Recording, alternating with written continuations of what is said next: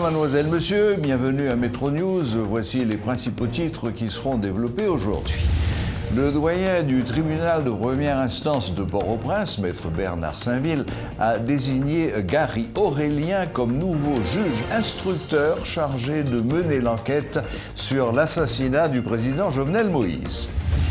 Le ministre de la Justice et de la Sécurité publique, maître Rockefeller Vincent, demande au directeur général de la police nationale, Léon Charles, d'exécuter tous les mandats émis par le commissaire du gouvernement contre les assassins présumés du président Jovenel Moïse. Le Bureau des avocats internationaux invite les autorités à venir en aide aux rescapés de la 3e section communale de Campérin où le bilan des dégâts causés par le séisme du 14 août est très lourd.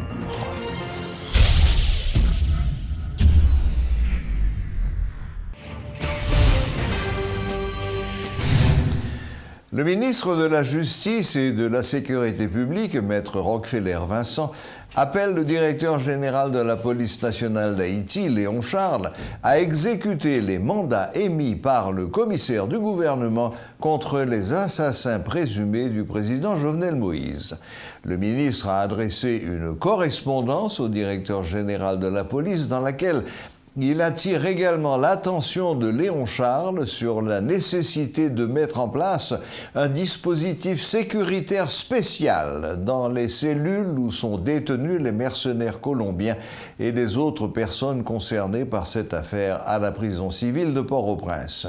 Le ministre de la Justice rappelle au directeur général de la police qu'obligation est faite à la PNH d'accompagner et d'exécuter toutes les réquisitions du magistrat instructeur qui sera désigné pour enquêter sur l'assassinat du président. Deux nouvelles importantes concernent cette semaine le monde judiciaire haïtien. La première est la délocalisation du palais de justice de Port-au-Prince et la seconde, la nomination du juge Gary Aurélien chargé d'instruire le dossier de l'assassinat du président Jovenel Moïse. Pour en parler avec nous aujourd'hui en visioconférence, nous avons le juge Jean-Wilner Morin, président de l'Association nationale des magistrats haïtiens. Bonsoir, maître Morin. Bonsoir Serge, bonsoir à tous les téléspectateurs de Télémétropole. Bon, voilà, je pense que tout le monde judiciaire a accueilli avec joie la délocalisation du palais de justice. En effet, Serge, c'est une très bonne nouvelle lorsqu'on a lu sur Twitter que le ministre de la Justice a décidé d'autoriser la délocalisation du tribunal. C'est ce qu'on a lu. Donc, ce qui nous dit que les 3 ans qu'on avait passés à plaider pour la délocalisation du tribunal, il n'avait pas encore décidé de l'autoriser. Mieux vaut tard que jamais, parce que les avocats, pour la plupart, sont décapitalisés parce qu'ils ne peuvent pas aller au tribunal de première instance de Port-au-Prince et défendre les intérêts de leurs clients. Nous savons aussi que les justiciables ne peuvent pas non plus descendre pour soutenir certaines accusations ou du moins se défendre ou aller chercher le service public qu'on appelle la justice. Donc, puisqu'aujourd'hui, la décision est faite, le ministre de la Justice autorise, comme il le dit dans son compte, sur son compte Twitter, donc il autorise la délocalisation du tribunal. Donc on accueille avec joie, comme vous l'aviez dit, cette nouvelle, parce que ça permettra à la justice d'entendre les différents détenus au pénitencier national, parce que puisqu'on ne peut pas aller dans cette zone qui est une zone criminogène, donc la détention préventive prolongée augmente. Donc aujourd'hui, c'est une occasion de juger ceux qui doivent être jugés, de libérer ceux qui doivent être libérés et de condamner ceux qui doivent être condamnés. C'est une bonne nouvelle pour la justice. Maître Morin, la délocalisation a été décidée, mais avez-vous déjà un nouveau local? Écoutez, c'est un ministre de la Justice qui a fait l'annonce. Ce n'est pas le commun des mortels. Cela dit qu'il a déjà un local dans sa tête, ou du moins il a déjà prévu le lieu où le tribunal sera relocalisé. Et il a aussi le plan, il a aussi, quand je dis le plan de sécurité, parce que nous savons que tout le pays est dans l'insécurité aujourd'hui. Il n'y a pas d'endroit sécure en Haïti. Cependant, il y a des endroits qui sont des endroits de non-droit. Je pense que le ministre, il a déjà le local, parce qu'on parle d'un local au niveau de la rue de la Réunion, on parle de l'ancien local de la Cour supérieure des comptes, bien qu'on dit que c'est une autre institution de l'État qui sera logée à l'enseigne de l'ancien local de la Cour supérieure des comptes. Quand bien même, je crois que le ministre de la Justice et le gouvernement en particulier a déjà un local pour accueillir les magistrats, les avocats et les justiciables. Très bien, juge Morin. Bon, enfin une bonne nouvelle dans l'horizon haïtien. Maintenant, venons-en au deuxième point que j'ai évoqué, à savoir la nomination d'un juge, le juge Gary Aurélien, chargé par le doyen du tribunal de première instance de Port-au-Prince d'instruire le dossier de l'assassinat du président Jovenel Moïse. C'est un dossier lourd qui a déjà subi pas mal d'aléas. Des juges ont été nommés, se sont désistés. On ne trouvait pas de juge qui acceptait de s'emparer d'un dossier aussi lourd. Comment est-ce que vous voyez cette nomination aujourd'hui? Écoutez, c'est dans les attributions du doyen du tribunal de désigner un magistrat pour instruire un dossier. Parce que la procédure, après l'enquête policière, le dossier est transféré au parquet. Le parquet transfère le dossier à son tour au décanat du tribunal concerné, dans la juridiction concernée. Et le décanat, le doyen, il est le seul à avoir l'autorité de désigner un magistrat pour instruire le dossier. Bon, on sait tous qu'il y avait eu pas mal de juges qui n'avaient pas voulu accepter d'instruire ce dossier, de travailler sur ce dossier. Nous comprenons, c'est un dossier très politique, c'est un dossier qui demande aussi beaucoup de compétences, c'est un dossier qui demande aussi beaucoup d'expérience, et c'est un dossier qui demande que le juge soit crédible. Je dis soit crédible parce que nous savons que la justice haïtienne a mauvaise presse, la justice haïtienne a mauvaise réputation. Malheureusement, Serge, je suis en train de dire une vérité qui me blesse en tant que juge moi-même. Donc, c'est pourquoi aujourd'hui, toute la société haïtienne s'empare de ce dossier.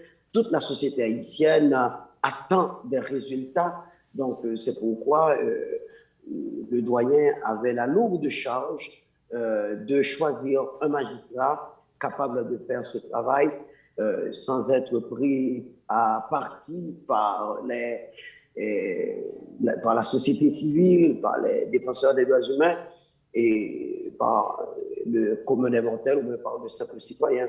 Donc, il a choisi, il a désigné le magistrat Gary Aurélien. Le magistrat Gary Aurélien a été nommé l'année dernière comme juge d'instruction. D'ailleurs, il était sur une liste pour être nommé juge de siège au tribunal de première instance de la Guadeloupe. Au Palais national, il a été nommé juge et juge d'instruction au tribunal de première instance de Port-au-Prince. Mais depuis qu'il est arrivé à Port-au-Prince, nous avons beaucoup de problèmes politiques. Il y a coronavirus, il y a l'insécurité au bicentenaire. Le juge Gary Aurélien n'avait pas vraiment le temps de faire ses armes, ses premières armes. Ben, cependant, aujourd'hui, le doyen a jeté son dévolu sur lui. Je pense que le doyen va lui tenir la main parce que le juge n'a pas d'expérience en matière d'instruction. Et donc, comme je l'ai dit tantôt sur Métropole, c'est peut-être le site de Pierre Corneille qui se répète aux âmes bien nées, la valeur n'atteint pas le nombre des années, ou du moins c'est tout carrément un coup de poker que le doyen fait, et espérant qu'il va pouvoir s'en sortir sans égratignure. J'espère. Oui. Cependant, nous autres, au niveau du tribunal, nous supportons le magistrat et nous voudrions quand bien même qu'on arrive à traiter le dossier avec science et avec beaucoup de précautions aussi, parce que c'est un dossier dans lequel il y a beaucoup d'étrangers, et étant donné qu'il y a des outils qui permettent que l'on trouve ce qu'on appelle l'entraide judiciaire des autres pays, donc on attend pour voir ce que ça va donner. Mais ce n'est pas évident que tout seul, le magistrat pourra traiter le dossier. Oui, d'autant plus que c'est un dossier qui non seulement est lourd, mais c'est un dossier qui compte déjà plusieurs cadavres. En effet, oui, c'est un dossier qui compte plusieurs cadavres. Et moi, je suis sensible à l'idée de voir le dossier traité avec soin par un magistrat compétent, un magistrat d'expérience. Parce que vous savez, il y a des choses qu'on dit, que certaines personnes disent.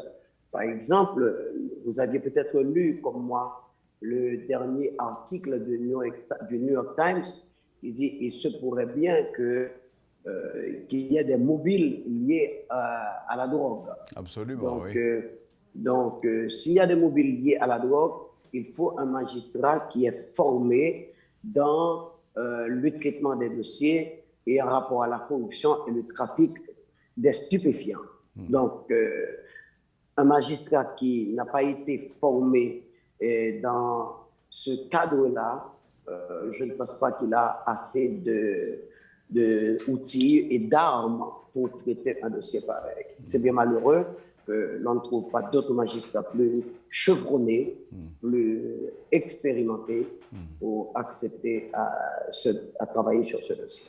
Oui, parce que vous nous disiez tout à l'heure, Maître Morin, que le juge Gary Aurélien est un juge qui n'a pas encore fait ses armes. Et confier un dossier aussi lourd avec des ramifications internationales, déjà des cadavres, et puis surtout l'assassinat d'un président de la République, ça ne s'était pas passé depuis plus de 100 ans en Haïti. Est-ce que ce n'est pas un petit peu léger de choisir un jeune juge, je ne sais pas quel âge il a, mais sur le plan judiciaire, vous semblez dire qu'il n'a pas beaucoup d'expérience? Écoutez, Serge, comme vous, j'ai des appréhensions. Comme vous aussi, j'ai des doutes que le magistrat ait la capacité de traiter le dossier, parce que, comme je vous l'ai dit, il n'a même pas de bureau encore au tribunal. Il n'a même pas encore de greffier attaché à son cabinet. Pour vous dire que c'est son premier dossier. Donc, donner un dossier d'une importance à un magistrat qui n'a pas encore fait ses armes, qui n'a pas encore beaucoup d'expérience, écoutez, je pense qu'il y a un petit problème qu'il est à cerner, à résoudre.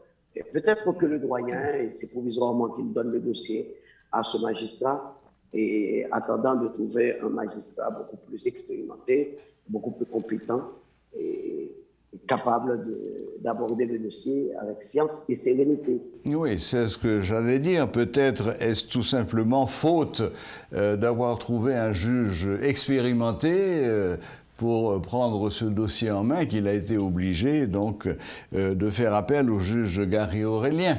Bon, écoutez... Non, mais il y a plein de juges expérimentés au tribunal.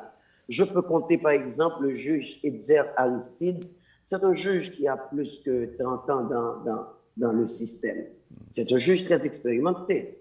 Il y a d'autres magistrats, je me garde de les citer, qui ont mandat et qui peuvent aussi traiter le dossier. Bon, je ne sais pas si ces magistrats avaient été contactés, ou du moins c'est parce que le doyen, lui, qui connaît ces magistrats, parce qu'il est l'administrateur du tribunal, il connaît tout le monde, il sait ce que chaque magistrat a comme expérience, il sait ce que chaque magistrat a comme qualification. Donc, s'il a jeté son dévolu sur le magistrat Aurélien, c'est parce qu'il croit que c'est le plus capable, c'est le plus, il est plus apte à donner des résultats. Donc, nous autres, nous attendons.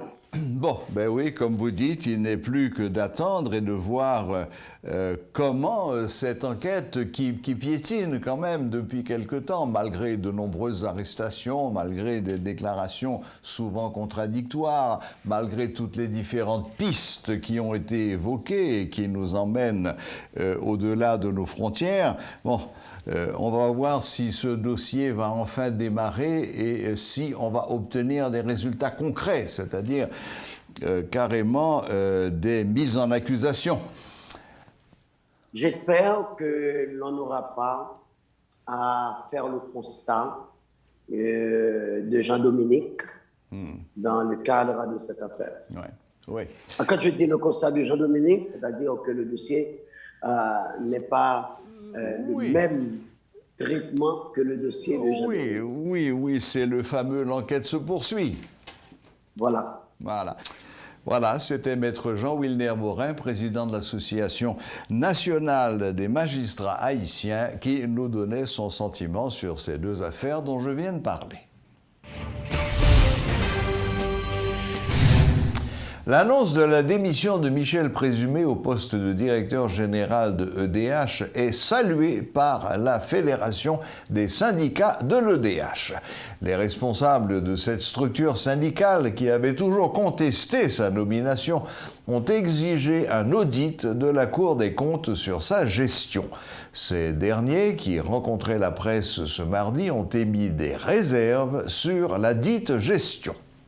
C'est avec gros cœur cassé que nous apprenons sur les réseaux sociaux, même gens à tout le monde, que le directeur général là, M. Michel Présumé, remet démission li, dans un contexte qui est très difficile et suspect par rapport à tout l'argent que nous connaissons, pour te permettre la population de joindre une amélioration dans les affaires courantes. Ça montre bien à clair, c'est une démission suspecte, Festred a continué pour demander la Cour supérieure des comptes, ULCC, et UCREF, pour qu'elle faire audit et enquête pressé sous gestion ancien directeur Michel Présumé, pardon. Dans ce sens, nous avons demandé avec autorité dans le plus haut niveau de l'État pour jouer un artifice pour nommer un directeur général pressé et un directeur général qui c'est un rassembleur. Un directeur général qui n'a pas participé dans le passé, n'a mettre EDH à genoux.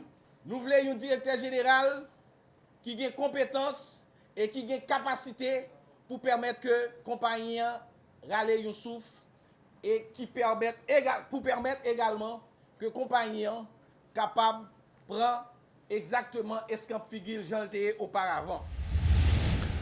Après avoir visité plusieurs sections communales dans le grand sud du pays, le Bureau des avocats internationaux demande aux autorités responsables de voler au secours des rescapés de la 3e section communale de Campérin, où le bilan des dégâts causés par le séisme du 14 août sont très lourds.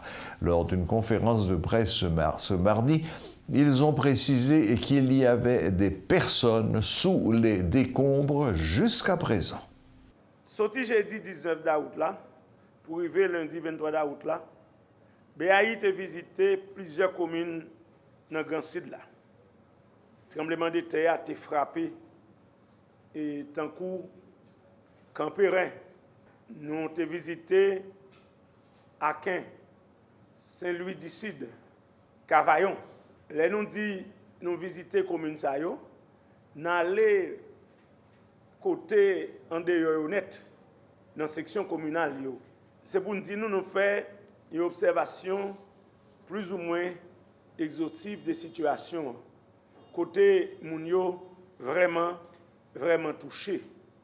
Dégâts nous avons constaté dans la commune Sayo, quand Mounio crasé et bâtiments publics crasé, nous constatons en moyenne plus que 100 l'école.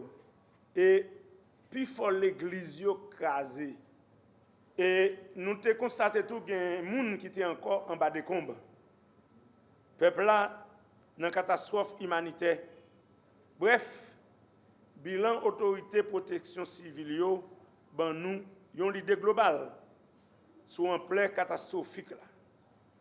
Mais bagay aussi grave. Par exemple, 3e section commune Campérin et autorité yo pas fait rien pour ta résoudre problème nan pendant parler avec nous là, pas quoi que moun yo ko joine rien dans 3e section et communale Campérin parce que route là li impraticable, on pas traverser ravine nan et n'te ouais on tire qui t'a fait là-dedans vendredi. Est-ce que avec un seul bacolodeur ouais donc pas de possibilité pour te river dans section communale ça. Donc bagay yo en pile nan men non. BAI constaté plus passé une semaine après tremblement de terre samedi 14 août ça veut dire 8 jours. BAI a demandé autorité de facto régime PHTK prend responsabilité rapide vite pour répondre à besoins urgents victimes dans le grand sud là. En fonction principe redevabilité humanitaire pour protéger droit à dignité moun et qui victime. Tout le monde a entendu parler de la bourse de New York, de Paris, de Tokyo ou de Londres, mais sommes-nous tous capables de dire ce qu'est la bourse, comment ça fonctionne et à quoi ça sert? Bien, nous allons essayer un peu de débroussailler ce domaine avec notre invité, Monsieur William Savary, économiste et, en l'occurrence, fondateur du Haiti Stock Exchange, c'est-à-dire créateur, fondateur et président de la bourse haïtienne. Merci Serge. Bonsoir William. Alors, bonsoir Serge, bonsoir Haïti, bonsoir Métropole, bonsoir tout le monde. La bourse, il ne faut jamais parler de la bourse indépendamment du marché du capital. Parce que la bourse est une réflexion du marché du capital, oui, le reflet. C'est ça. Donc maintenant, et à l'intérieur du marché du capital, il y a certaines activités qui s'opèrent et qui débouchent naturellement vers une bourse. En l'occurrence, si par exemple quelqu'un veut créer, par exemple Serge Société Anonyme, et Serge Société Anonyme décide de vendre des parts de sa société au grand public. Qu'on appelle des actions. Maintenant, Serge Société Anonyme vend des actions au grand public, mais pas à travers Serge, mais à travers une autre société qui s'appellerait William. William Société de bourse, où je prends la responsabilité d'acheter de toi toutes les actions que tu aurais voulu vendre au public. Donc là, ça s'appelle le primary offering, c'est-à-dire l'offre primaire, l'offre primordiale, l'offre d'ouverture. Maintenant, je suis propriétaire de ces actions. Je t'ai payé pour les actions que j'ai achetées de toi. Maintenant, tu as les fonds et tu as la responsabilité, d'une part, de bien investir ces fonds, de bien les gérer, de faire croître l'entreprise Serge Société Anonyme. Maintenant, quelle est ma fonction maintenant? Ma fonction n'est pas de détenir les actions de Serge Société Anonyme. Je suis un intermédiaire. Ma fonction, c'est de revendre les actions que j'ai achetées de toi au grand public. Maintenant, ça s'appelle le secondary offering, le marché secondaire. Et maintenant, les gens qui achètent des actions de Serge, de moi, ils ont à me payer une commission et ils sont propriétaires des actions. Mais ces gens-là suivent l'évolution de l'entreprise Serge, Société Anonyme, pour s'assurer, pour premièrement déterminer s'ils vont détenir sur le long terme les actions de Serge. Et c'est ce qu'on appelle les cours de la bourse. Et c'est ça. Maintenant, donc, et où ceux-là vont les vendre. Si par exemple, les gens qui ont acheté les titres de Serge représentent par exemple tous les étudiants du lycée Pétion, tous les étudiants de l'école Lalu ou des mères des sœurs du Sacré-Cœur. Là, vous avez un pool de 4 à 10 000 personnes qui sont propriétaires de la bourse, de la société Serge, Société Anonyme. Maintenant, entre ces gens, indépendamment de l'État, indépendamment de toute institution financière, ces gens-là peuvent décider entre eux-mêmes de négocier les titres. Et ce sont les cours. Et ces cours vont varier en fonction de quoi? En fonction de la performance des rapports financiers que ces sociétés anonymes publient. Donc, et les rapports financiers de ces sociétés anonymes, ce sont les rapports qui doivent être fiables, audités, pour que les gens puissent prendre les décisions avertis sur si oui ou non ils vont acheter les titres de ces sociétés anonymes. Maintenant, on a parlé de ces sociétés anonymes, mais la bourse, c'est vraiment l'agglomération de diverses sociétés comme ces sociétés anonymes dont les titres se négocient sur le marché entre de nombreux actionnaires ou des détenteurs des titres, c'est ce qui crée la bourse. Maintenant, le fait de pouvoir vendre et acheter des titres librement, ça rentre dans ce qu'on appelle la liquidité du marché. Donc, pour avoir une bourse, il vous faut d'abord les investisseurs qui émettent les titres, comme vous. Il y a les gars comme moi qui achètent les titres et les vendent au public. Et il y a le public qui achète les titres et négocie les titres entre eux. Ouais. C'est ça le fonctionnement de la bourse. Bon, mais c'est ce que j'avais cru comprendre et vous venez de le confirmer. Mais bon, encore une fois, ce n'est pas toutes les sociétés qui sont cotées en bourse. Ce sont en général des sociétés qui ont les reins solides. Bon, la petite épicerie du coin, si elle est gérée en société anonyme, je doute qu'elle essaye d'être cotée en bourse. Maintenant, il y a diverses bourses. Il y a par exemple le New York Stock Exchange. C'est un marché boursier où les titres qui peuvent être négociés au New York Stock Exchange, il y a des barèmes d'une hiérarchie de qualification. Donc c'est pourquoi par exemple le petit épicier au coin de la rue, ces titres ne peuvent pas être négociés au New York Stock Exchange, parce qu'au New York Stock Exchange, il y a un minimum de capital, il y a un minimum de revenus, il faut un conseil d'administration, il y a toute une structure administrative qu'il faut pour être qualifié, pour être coté à la bourse de New York. Mais il y a, au niveau de Nasdaq, il y a aussi ce qu'on appelle les over-the-counter, c'est pour les petites entreprises, mais les petites entreprises de taille américaine. Donc oui, c'est pas la petite épicerie. C'est pas la petite épicerie du coin. Mais par contre, sur l'échelle des marchés, il y a ce qu'on appelle le pink sheet. Le pink sheet, c'est aux États-Unis. Alors, il faut dire que je parle surtout du marché américain parce que j'ai travaillé là-dessus pendant 40 ans. Et aux États-Unis, j'étais propriétaire d'une banque d'investissement, donc je maîtrise le sujet. Je maîtrise le sujet.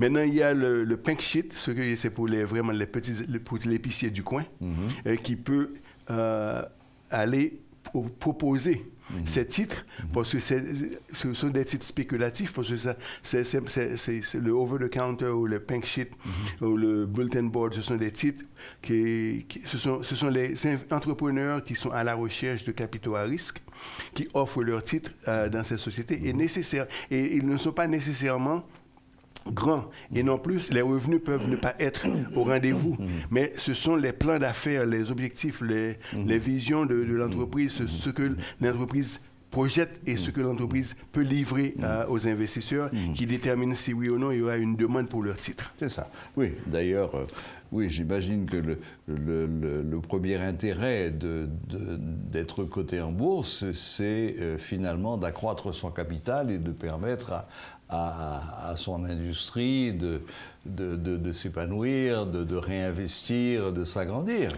Bon, oui, il faut qu'on dise que le marché du capital, c'est un marché où il y a les ventes, les achats, il y a aussi les démantèlements, il y a les amalgames qui se font également. Et tout ceci rentre dans le cadre de la croissance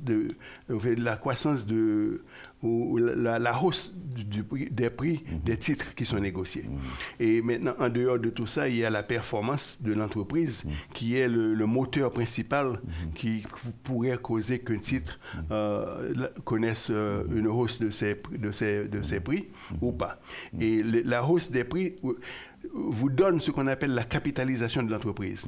Ce qui se passe lorsque plus les prix augmentent, on multiplie le nombre des actions qui ont été autorisées et distribuées par le prix par action. Ça vous donne la capitalisation de l'entreprise. Logique. Ouais, absolument. donc, maintenant, un petit exemple rapide. Si demain matin, j'achète une action de General Motors, est-ce que ça me donne le droit d'assister à l'Assemblée générale annuelle de General Motors? Absolument. Avec une action. Absolument. Et d'avoir le droit d'ouvrir ma bouche et de dire en français. Absolument. Bon, et aussi, vous aurez droit à recevoir tous les rapports financiers de General Motors. Oui, c'est ça. Ouais. OK. Donc, bon. Vraiment, c'est une façon de dire. La bourse exige la transparence totale. Donc, et la transparence totale, ça commence d'une part au niveau de l'administration, de l'entreprise, mais aussi dans les rapports financiers. Parce qu'en Haïti, nous avons un très grand problème en ce qui concerne les rapports financiers, parce que les rapports comptables en Haïti ne reflètent pas les normes qui sont exigées, par exemple, pour être cotés en bourse. En général, en Haïti, ce sont surtout les banques qui font paraître le rapport financier annuel. Bon, écoutez, ça, je ne veux pas commenter là-dessus parce que j'ai vu certains rapports financiers des banques. Je pense qu'il y a moyen de les améliorer. Bon, donc, OK. On s'arrête là. OK, on s'arrête là. Bon, William, rapidement, parce que le temps nous fait la guerre. Si quelqu'un en Haïti est intéressé à investir dans la bourse, il s'adresse à William Savary. Oui, bon, en fait, en Haïti, je fournis un service de gestion de portefeuille. D'accord. Donc, les gestions de portefeuille, je fournis ce service et ce sont des gens en Haïti, en fait, pour lesquels je gère leur patrimoine financier. Donc, ce patrimoine financier, il est géré sur le marché américain et j'ai certains clients pour lesquels je place leur capital sur le marché international en Europe ou en Suisse ou à Liechtenstein. Donc, je fais des montages assez compliqués pour préserver l'anonymat et la confidentialité et le fond des... Suisse et Liechtenstein, vous Absolument. voulez citer deux paradis fiscaux. Bon, et ce sont des gens qui se soumettent aux règles internationales. Eh bien, OK. Si quelqu'un veut vous trouver, il y a un site... Bon, il y a the HaitianStockExchange.com. Haitian Stock Exchange, en un mot et tout en minuscule. En un seul mot. HaitianStockExchange.com. HAITIANSTOCKEXCHANGE.com. Où les gens peuvent me téléphoner, c'est le 34759674. Très bien. Un petit mot rapide sur la bourse de New York aujourd'hui. Comment se porte-t-elle? La bourse continue de se porter très bien. Il y a récemment des petits hiccups qui ont eu lieu, mais la tendance est encore à la hausse. Et le Dow Jones, la fermeture aujourd'hui était à la hausse de 30 points. Le S&P 500, qui représente les 500 plus grandes compagnies du monde, et d'une capitalisation de 38 milliards de dollars. Merci, monsieur. Également connu une hausse de 6 points. Et le Nasdaq, qui est d'une capitalisation de 17 milliards de dollars, a connu aujourd'hui une hausse de 77 points. Très bien. Donc, maintenant, il y a une chose qu'on peut additionner. Lorsque, par exemple, on parle d'une Dow Jones qui a augmenté, il faut dire que c'est une moyenne pondérée. Hein, parce que des 30 titres qui se trouvent dans le Dow Jones. Et ces 30 titres, leur valeur, la valeur pondérée, on s'en sert d'un diviseur de 0.47, je crois. Et pour chaque dollar d'augmentation des prix, à cause du diviseur, ça équivaut à 6 points d'augmentation dans le Dow Jones. Donc ça, c'est quelque chose Oui, pour qu'on comprenne ce que ça veut dire, que le Dow Jones a gagné 81 points. Ouais, voilà. c'est ça. OK, parfait. Eh bien, merci William. Ouais, merci. Voilà, maintenant, si vous êtes intéressé à la bourse, si aujourd'hui vous comprenez un peu mieux comment ça marche, vous avez quelqu'un qui peut vous éclairer, qui peut même vous aider dans ce domaine. Voilà, la boucle est bouclée. Merci de nous rester fidèles et à la prochaine.